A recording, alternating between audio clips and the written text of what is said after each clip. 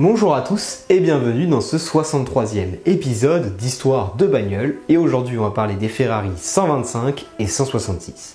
Bon, on a déjà parlé de tout ça dans la vidéo sur Enzo Ferrari, mais à l'origine, Ferrari était une écurie de course d'Alfa Romeo. Mais avec l'arrivée de la Seconde Guerre mondiale, le climat politique italien, etc., Ferrari a fini par se détacher d'Alfa Romeo. Et c'est en 1947 que Ferrari présente la première voiture portant le nom de la marque, la Ferrari 125S. La Ferrari 125S a été construite dans le but précis de courir en GP, donc en Formule 1 si on préfère. À l'époque, on le rappelle, le Grand Prix de Formule 1, le championnat de Formule 1, n'existe pas. Elle est équipée d'un V12 de 1,5 litres développant 118 chevaux, ce qui lui permet quand même d'atteindre les 170 km/h. Alors je sais, je l'ai déjà dit dans plein de vidéos, mais je sais, ça peut paraître risible comparé aux performances d'aujourd'hui. À l'époque, c'est fou. Faut toujours remettre ça dans le contexte de l'époque. On a beaucoup évolué sur les dernières années, donc au niveau performance. Le moteur a été conçu par Gioacchino Colombo, un ancien ingénieur d'Alfa Romeo, et il s'agit bien évidemment du moteur qui deviendra mythique chez Ferrari sous le nom de V12 Colombo. Dès 1947, un châssis de Ferrari 125S est engagé en compétition. Et c'est au Grand Prix de Rome que Franco Cortés sera le premier pilote de l'histoire à remporter un Grand Prix au volant d'une Ferrari.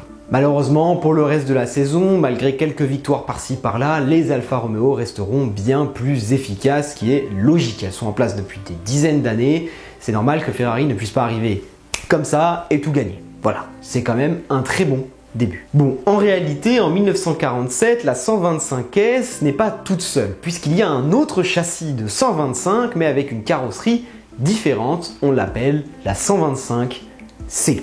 La Ferrari 125C pour Competition est une 125S, mais avec une carrosserie Open Wheels. Voilà, je n'ai pas grand-chose de plus à raconter. Désolé. Enfin, en 1948 et 1949, c'est la Ferrari 125 GP qui remplace les 125S et 125C.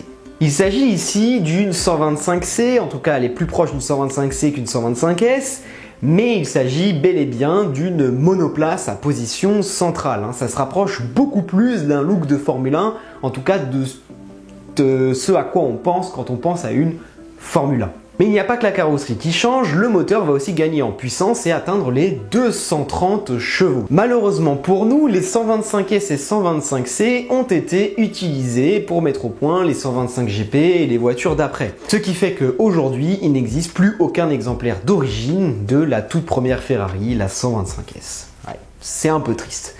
Mais en 1987, Micheletto Automobili, constructeur de prototypes et concessionnaire Ferrari, vont construire une réplique à partir du châssis présumé d'origine. Donc ils vont récupérer la voiture qui a été modifiée au fil des années depuis le châssis de 125S. Ils vont récupérer ce châssis de 125S et ils vont faire une réplique sur ce châssis. Alors, est-ce que c'est bien, est-ce que c'est mal ? Ça nous permet d'avoir aujourd'hui quelque chose qui se rapproche d'une 125S, même si on sait que c'est une réplique. C'est quand même une réplique très fiable étant donné qu'elle a le même châssis. Mais le problème, c'est que du coup, ça veut dire qu'on a détruit une Ferrari pour faire ça. Bah ouais.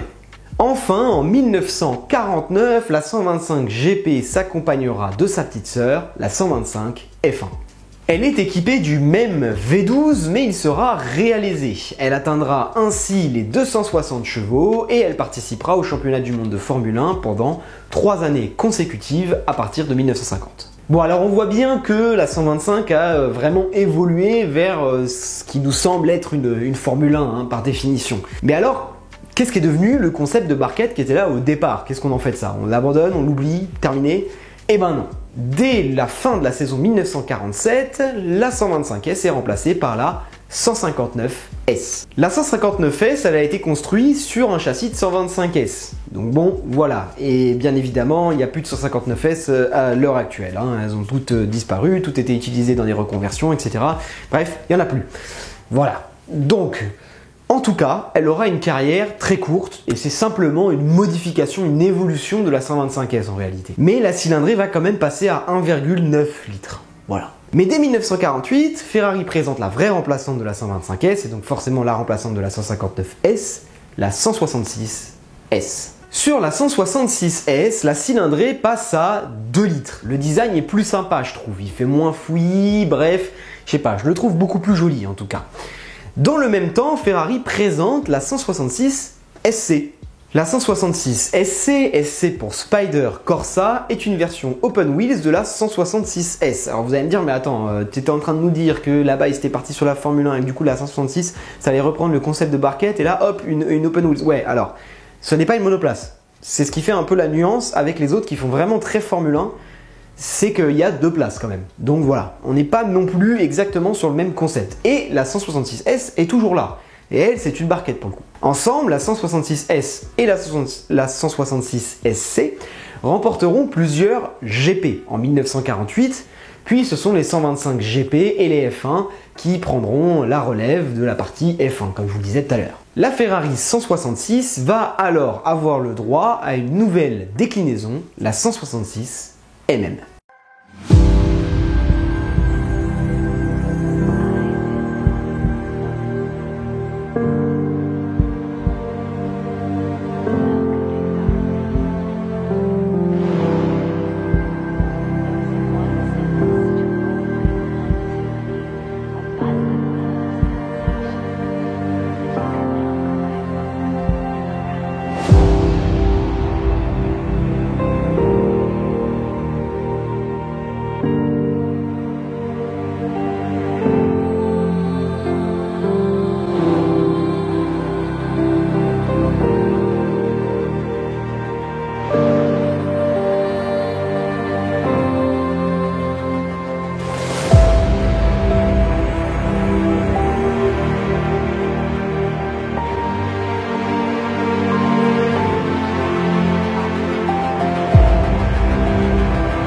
La Ferrari 166 MM pour 1000 Meglia conserve un design très proche de celui de la 166S. Mais elle aura le droit à 2 types de carrosserie, la coupée et la barchetta. Elles sont immédiatement engagées en endurance, comme son nom pouvait nous l'indiquer. 1000 Meglia, c'est une course d'endurance. Donc voilà, effectivement, il y avait un petit indice quoi. Et bien évidemment, qui dit endurance dit 24 heures du Mans. Il se trouve que 1949, ce n'est pas n'importe quelle année pour les 24 heures du Mans, c'est la première édition depuis la fin de la Seconde Guerre mondiale.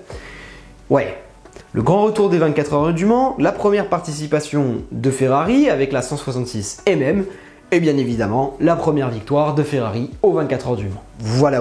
La même année, la 166 MM remporte les 24 heures de Spa, puis la Coupe de Spa, puis il y aura même une femme, Yvonne Simon, qui remportera même une brillante seconde place au rallye Paris-Saint-Raphaël féminin.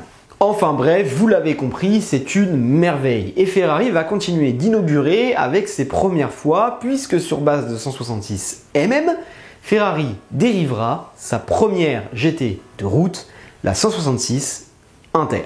Alors c'est un peu le bordel dans ces années-là, puisque Ferrari n'a pas envie de s'embêter avec les carrosseries. Ils construisent les châssis, les moteurs, les intérieurs, le reste, ils le laissent aux soins de carrossiers. Et en fait, au lieu de se contenter d'un seul carrossier, Enzo va décider de travailler avec différents carrossiers, ce qui donne un choix assez varié de carrosseries et des choses parfois même très uniques. Et celle que vous venez de voir, c'est une carrosserie Touring. Mais il y en a eu plein d'autres. Il y a eu Almano, il y a eu Pininfarina et Vignale pour ce qui est des coupés. Mais il va y avoir aussi Bertone qui va faire le choix d'une carrosserie cabriolet, Pininfarina qui va aussi proposer une version cabriolet, et on aura même Abarth qui ira même jusqu'à proposer sa version course de la 166 Inter. Bon, alors qu'est-ce que ça donne tout ce beau bordel niveau prix? Alors, pour les 125, je n'aurai aucun prix à vous donner, que ce soit la 125S, la 125C, la 125 GP ou la 125 F1, je n'ai aucune cote à vous donner. Pour la simple et bonne raison que les 3/4 de ces modèles n'existent plus. Concernant la 166S, j'ai pas trouvé de vente non plus. Par contre, pour la 166 SC, qui ressemble à ça, Arturial a vendu en 2017 un exemplaire très particulier, qui ne ressemble absolument pas à une 166 SC, puisqu'il a servi de prototype à la conception des 750 Monza. Du coup, c'est pas vraiment représentatif, mais en même temps, j'ai que ça à vous donner, donc je vous le donne. Voilà.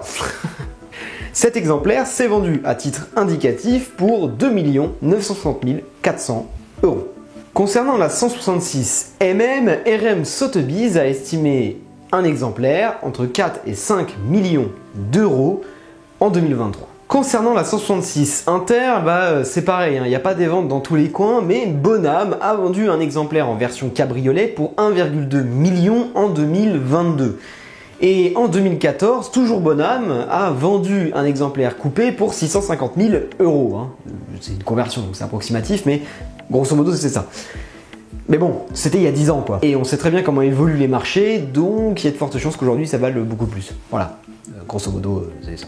Voilà, j'espère que vous avez aimé cette vidéo sur les toutes premières Ferrari qui va me permettre d'enchaîner sur les nombreux modèles de barquettes Ferrari. Donc dans les prochaines vidéos, c'est de ça dont on va parler. Je vais essayer quand même de les espacer pour éviter de vous parler uniquement de ça. C'est pas intéressant, sinon vous allez juste vous lasser.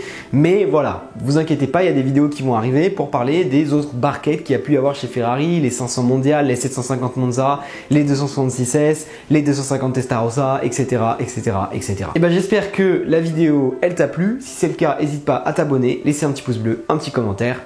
Salut!